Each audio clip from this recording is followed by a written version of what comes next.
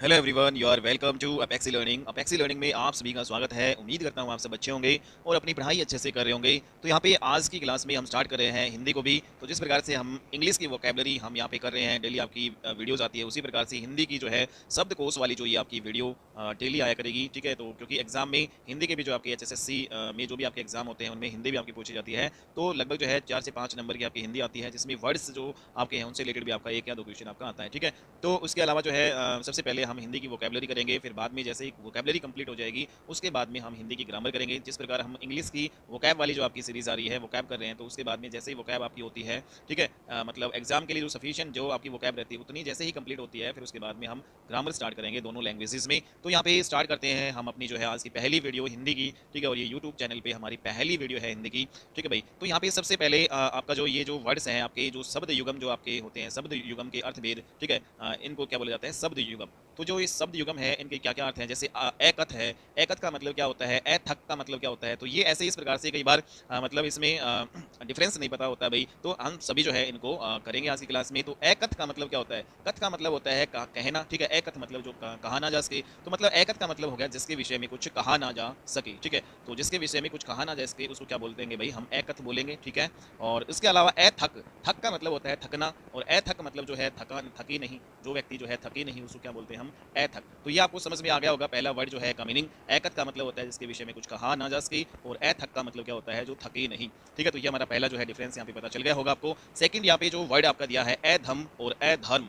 तो यहाँ पे जो है धर्म जो है, जैसे अधर्म की बात करें तो धर्म तो हमारा जो धर्म होता है, तो यहाँ पे आप धर्म का अर्थ तो आप जानते ही है, लेकिन अधर्म क्या होता है, अधर्म करना, अधम करना मतलब पाप करना। यहाँ पे इसका अर्थ है अधर्म क्या होता है भाई, पाप करना। ठीक है, तो ये आपको यहाँ पे ध्यान में रखना है। ठीक है, और जिसमें हम अधर्म का मतलब जो कुकर्म करता है, जो दुराचार करता है या फिर धर्म के विरुद्ध जो काम करता है उसको क्या बोला जाता है, अधर्म। ठीक है, जबकि यहाँ पे अधम का मतलब क्या होता है भाई, अधम का मतलब होता है जो बिल्कुल ही निम्न कोटि का व्यक्ति होता है, नीच जो है कोटि का व्यक्ति होता है, जिसकी सोच है वो बिल्कुल जो है छोटी होती है, तो उसको बोला जाता है बिल्कुल निम्न कोटि का व्यक्ति। ठीक है, तो यहाँ पे जो है अधम का मतलब तो क्या हो गया, निम्न कोटि का जो है, निम्न कोटि का व्यक्ति, निम्न कोटि का व्यक्ति। ओके, और अधम का मतलब आप समझ चुके हैं। तो यहाँ पे मूव करते हैं अब अपना जो है नेक्स्ट वर्ड नंबर 3। तीसरा जो वर्ड है हमारा अवधि और अविधि। ठीक है, अवधि का मतलब क्या होता है, एक पर्टिकुलर जो टाइम पीरियड आपका जो होता है उस मतलब एक समय सीमा के जो है अंदर। ठीक है, अवधि का मतलब क्या होता है भाई, एक समय सीमा के अंदर, मतलब एक जो नियत जो समय आपको दिया जाएगा उस समय के जो है अंदर अंदर जो है आपको काम करना है। ठीक है, तो उसको बोला जाता है अवधि। और अविधि, विधि का मतलब होता है भाई कोई भी नियम,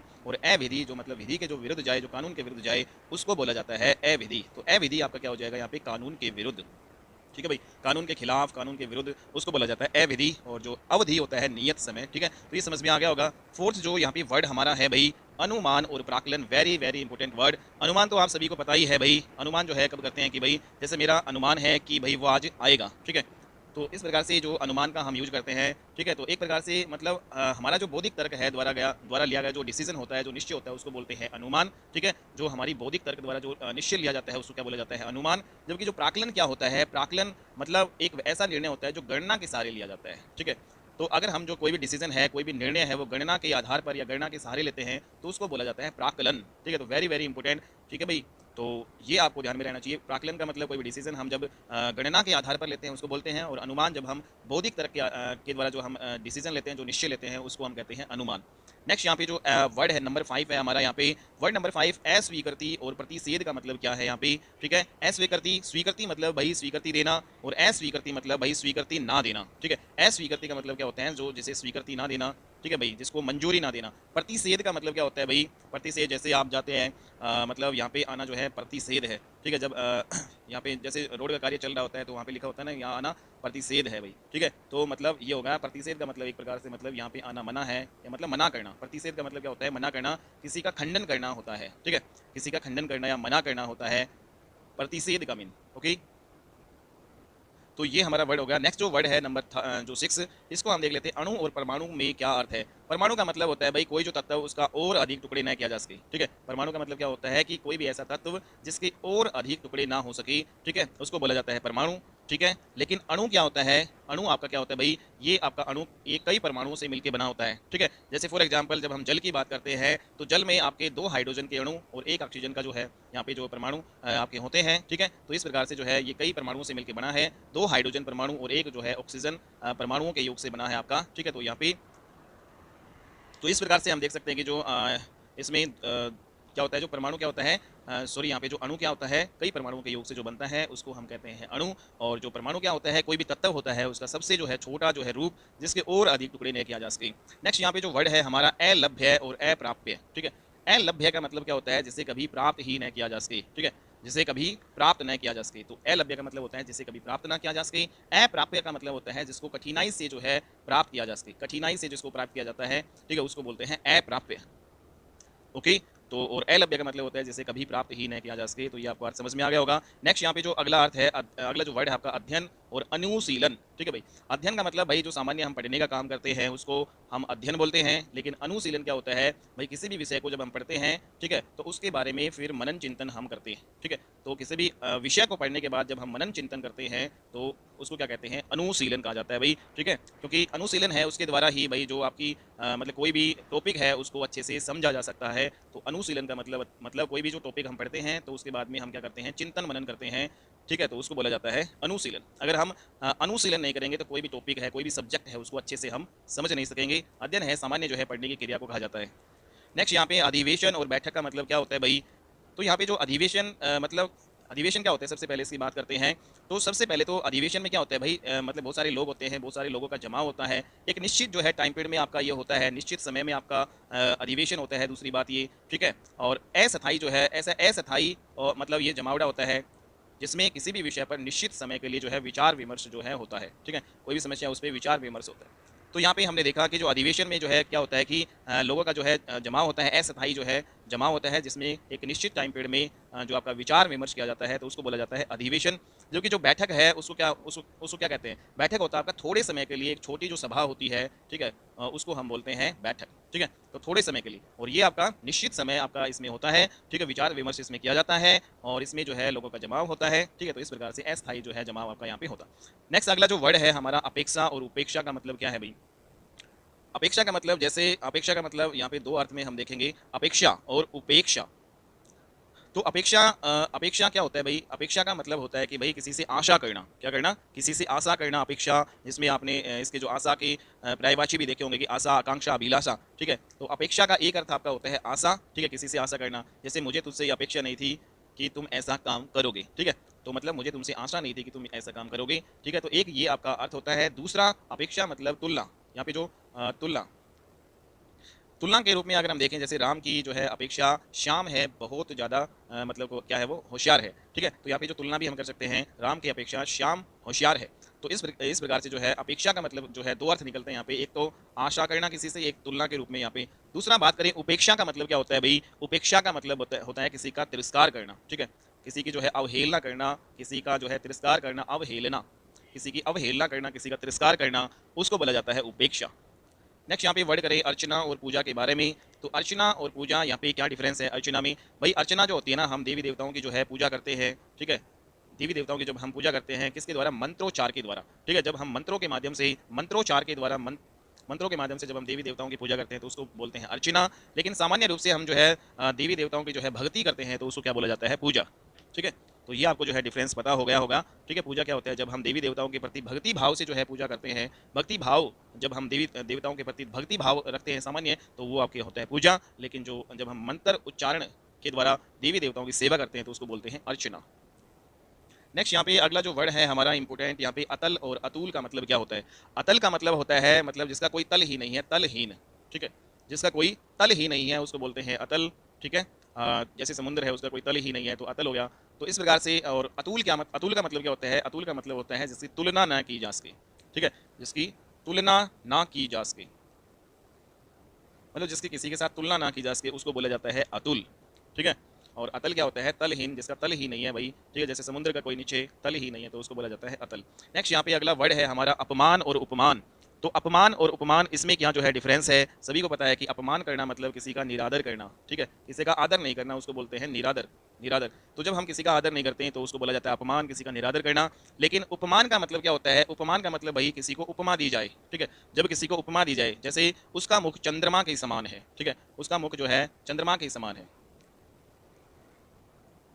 उसका मुख यहाँ पे चंद्रमा के समान है। तो यहाँ पे जो मुख है वो किसके समान है भाई, चंद्रमा के समान है। तो चंद्रमा जो है कि उपमा दी गई है उसके मुख को, तो यहाँ पे उपमान का मतलब होता है किसी को जब हम उपमा देते हैं तो उसको कहा जाता है उपमान। ठीक है, तो ये आपको समझ में आ गया होगा। नेक्स्ट जो यहाँ पे वर्ड अगला है अनुसरण और अनुकरण में क्या डिफरेंस है। अनुसरण और अनुकरण, तो जो आपके छोटे बच्चे होते हैं भाई उसमें जो अनुकरण का भाव ज़्यादा पाया जाता है वो अनुकरण करते हैं। ठीक है, और अनुसरण क्या होता है कि भाई जो महापुरुष होते हैं, महापुरुषों का जो महाजो पुरुष होते हैं, ठीक है, उनके जो उनके रीति रिवाजों या फिर उनके पद चिन्हों पे जो है चलना, ठीक है, उसको क्या कहा जाता है, अनुसरण। ठीक है, जो महापुरुष होते हैं उनकी बातों पे, उनके पद चिन्हों पे चलना, उसको कहा जाता है अनुसरण। और अनुकरण का मतलब क्या होता है कि भाई जैसे अनुकरण की प्रवृत्ति पाना बच्चों में अधिक पाई जाती है, अनुकरण की मतलब पीछा करना एक प्रकार से होता है। ठीक है, अनुकरण का मतलब पीछा करना। नेक्स्ट यहाँ पे जो अगला जो वर्ड है अंत और समाप्ति। अंत आप सभी को पता है किसी भी चीज़ का अंत होना मतलब मृत्यु हो जाना। ठीक है, अंत का मतलब क्या होता है, मृत्यु होना या फिर जो है सबसे आखिर में होना। ठीक है, समाप्ति का मतलब क्या होता है, समाप्ति का मतलब होता है खत्म होना। ठीक है, समाप्ति का मतलब क्या होता है भाई, खत्म होना। और यहाँ पे जैसे फॉर एग्जांपल जैसे किसी भी सभा है उसकी समाप्ति होना। ठीक है, तो हम सभा की समाप्ति होना। और अंत जो है किसी का अंत अंत होना मतलब मृत्यु होना। ठीक है, तो ये आपको समझ में आ गया होगा। नेक्स्ट जो वर्ड है आपका अनुशासन और प्रशासन का मतलब क्या है। तो अनुशासन भाई जैसे अनुशासन का मतलब क्या होता है कि अनुशासित करना। ठीक है, मीन्स किसी के अधीन मतलब अधीन करना, अधीन करना कह सकते हैं हम अनुशासन। ठीक है, तो जैसे एग्जाम्पल से देखें कि जो अच्छे जो अध्यापक की पहचान होती है कि वो पूरी कक्षा अनुशासित होकर उसे ध्यानपूर्वक जो है सुने। और प्रशासन का मतलब क्या होता है, प्रशासन आपका जो राज्य में जो शासन व्यवस्था है। ठीक है, राज्य की कोई भी राज्य है उसकी जो शासन व्यवस्था किस प्रकार की है, शासन व्यवस्था जो होती है राज्य की, उसको बोला जाता है प्रशासन। ठीक है, और अनुशासन ये आपका हो गया अलग। नेक्स्ट जो इंपॉर्टेंट वर्ड है यहाँ पे अली और सखी का जो है मतलब क्या है भाई। अली का मतलब होता है भाई जैसे दो लेडीज़ है वो एक दूसरे मतलब अली का मतलब वैसे तो मित्र ही होता है। ठीक है, तो अली जो है, लेकिन अली और सखी का मतलब भी मित्र होता है। ठीक है, तो दो जो लेडीज़ होती है वो मतलब दो स्त्री जब एक दूसरे से साधारण रूप से जो है वो प्रेम करती है तो उसको बोला जाता है अली। ठीक है, और सखी जो है किसे बोला जाता है, सखी जो है ये जब आपका जो अली की अपेक्षा कुछ मुख्यता का जो है भाव यहाँ पे अधिक हो। ठीक है, तो उसको बोला जाता है सखी। तो यहाँ पे जब दो स्त्रियाँ होती हैं आपस में सामान्य रूप से मतलब उनमें प्रेम का भाव होता है तो उसको मतलब अली बोला जाता है। दो मित्र होती हैं दो स्त्रियाँ, तो सखी जो है इसमें जो मतलब ज़्यादा भाव पाया जाता है। ठीक है, ज़्यादा मतलब इसमें प्रेम का भाव पाया जाता है दो मतलब जो दोस्त हैं, लेडीज़ जो दोस्त हैं उनके बीच में। ठीक है, नेक्स्ट इंपॉर्टेंट वर्ड है आपका अजीर और अचीर। अजीर और अचीर का मतलब क्या होता है, अजीर का मतलब होता है भाई आंगन। ठीक है, अजीर का मतलब क्या होता है आंगन। और अचीर का मतलब क्या होता है, यहाँ पे अचीर का मतलब होता है कुछ ही पल का जो चीज़ होती है उसको कहा जाता है कुछ ही पल का।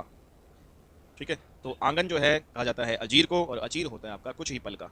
नेक्स्ट यहाँ पे अगला जो वर्ड है आपका अधिक और बहुत में क्या डिफरेंस है भाई। ठीक है, अधिक का मतलब होता है भाई जिसकी गणना की जा सके। ठीक है, जिसकी गणना की जा सके, तो इसमें गणना जो है की जा सकती है। और बहुत का मतलब क्या होता है, इसमें भाई गणना नहीं की जा सकती। ठीक है, तो ये डिफरेंस होता है अधिक और जो है बहुत में। अधिक है जैसे इसमें देखिए गणित की कक्षा में अधिक छात्र थे तो यहाँ पे छात्रों की गणना की जा सकती है।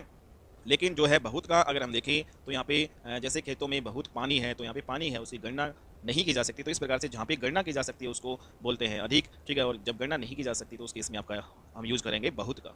तो ये आपके डिफरेंसेस थे। ठीक है, तो टोटल 20 वर्ड हमने ये लिए हैं। और अगला जो है यहाँ पे हम देखते हैं वाक्यांशों के लिए एक शब्द, जबकि इंग्लिश में वन वर्ड सब्स्टिट्यूशन होते हैं। ठीक है, तो सेम वैसे ही हम कुछ यहाँ पे इंपॉर्टेंट वन वर्ड सब्स्टिट्यूशन कर रहे हैं।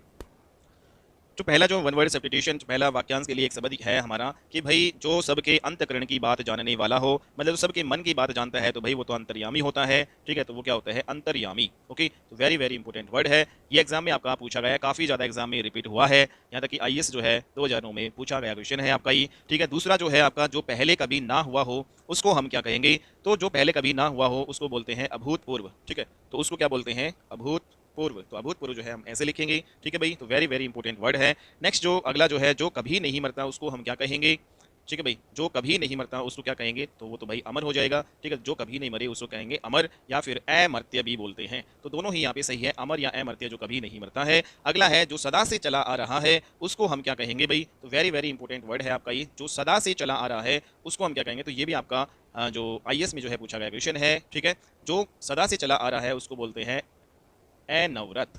ठीक है, तो उसको क्या बोलते हैं, अनवरत। जो सदा से चला रहा है उसको बोलते हैं अनवरत। Very very important word. जिसकी मांग न की गई हो उसको क्या बोलते हैं भाई, बताइए, जिसकी मांग न की गई हो। तो ये भी आपका इंपॉर्टेंट वर्ड है, जिसकी मांग न की गई हो उसे क्या कहते हैं बताइए। तो इसमें ये आपका आएगा जिसकी मांग, अरे यार, जिसकी मांग नहीं की गई हो उसे हम क्या कहेंगे, तो उसे कहेंगे अयाचित। ठीक है, उसको क्या कहा जाता है, अयाचित। वेरी वेरी इंपॉर्टेंट वर्ड है। ठीक है, ये भी आपका एग्जाम में पूछा गया है, जिसकी मांग नहीं की गई हो उसे अयाचित कहते हैं। ठीक है, अगला जो वर्ड है हमारा जो आगे की यहाँ पे फिर अगला है जो पढ़ा ना जा सके, ठीक है। तो जो पढ़ा ना जा सके उसे हम क्या कहेंगे बताओ? तो अपठनीय होता है, जो पढ़ा ना जा सके उसे हम क्या कहते हैं? अपठनीय, ठीक है। या फिर अवाच्य, अवाच्य जिसको बाच ना सके उसको अवाच्य बोलेंगे, या फिर जिसको पढ़ा ना जा सके उसको अपठनीय बोलते हैं, ठीक है। तो ऐसे हम राइट लिखेंगे। तो अगला जो वर्ड है जो आगे की न सोचता हो, जो आगे की न सोचता हो उसे क्या कहेंगे भाई? जो आगे की सोचता हो तो उसको तो बोलते हैं दूरदर्शी, ठीक है। और जो आगे की न सोचता हो उसको बोलते हैं ए लगा देंगे, अदूरदर्शी, ठीक है।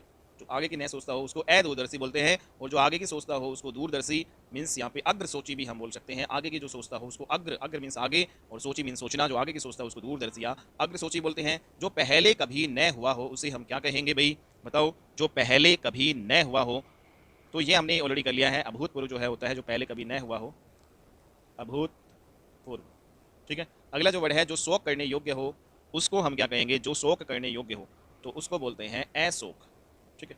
सॉरी, यहाँ पे जो शोक करने योग्य ना हो, ठीक है। जो शोक करने के योग्य ना हो तो इस शोक है उसके आगे पीछे, उसके आगे हम क्या लगा देंगे? ए लगा देंगे, तो ए अशोक बन जाएगा, ठीक है। तो अशोक का अर्थ क्या होता है? जो शोक करने के योग्य ना हो, ठीक है। तो उसको क्या बोला जाता है? अशोक।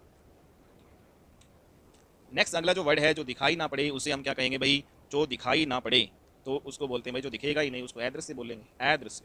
या फिर अप्रत्यक्ष जो चीज़ होती है, प्रत्यक्ष चीज़ हमें दिखाई देती है, अप्रत्यक्ष चीज़ हमें दिखाई नहीं देती है, ओके। अगला जो वर्ड है जो क्षीण न हो, ठीक है। अगला जो वर्ड है जो क्षीण न हो सके उसे क्या कहा जाता है भाई?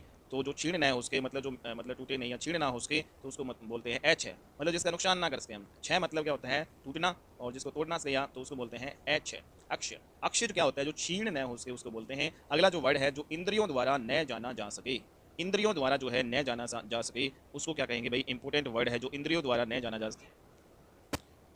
तो इसका जो राइट आंसर रहने वाला है हमारा यहाँ पे, इसको बोलते हैं भाई इसको अतीन्द्रिय बोलते हैं, अतीन्द्रिय, अतीन्द्रिय।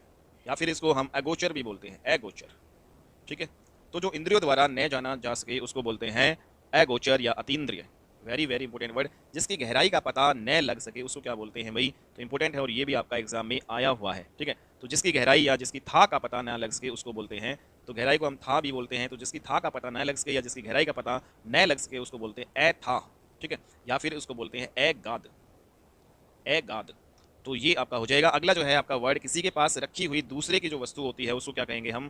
किसी के पास रखी हुई दूसरे की जो वस्तु होती है वो अमानत होती है, ठीक है। तो उसका मतलब अर्थ क्या होता है? अमानत। तो किसी के पास रखी दूसरे की वस्तु अमानत होती है। अगला जो वर्ड है हमारा, तो यहाँ पे जो टोटल आज के 15 वर्ड हमने वन वर्ड सब्स्टिट्यूशन किए हैं और लगभग 20 जो है ये भिन्नार्थक जो है शब्द किए हैं, ठीक है। तो आज की क्लास में इतना ही करते हैं। तो ये हमारी पहली जो वीडियो थी हिंदी की, ठीक है। तो जिस एग्जाम में आपकी हिंदी आएगी उनके लिए बहुत ज़्यादा बेनिफिशियल रहने वाली है ये सीरीज़। तो आज की क्लास में हम इतना ही करते हैं, नेक्स्ट क्लास में मिलते हैं हम और अच्छी वीडियो के साथ। तब तक के लिए बाय एंड टेक केयर।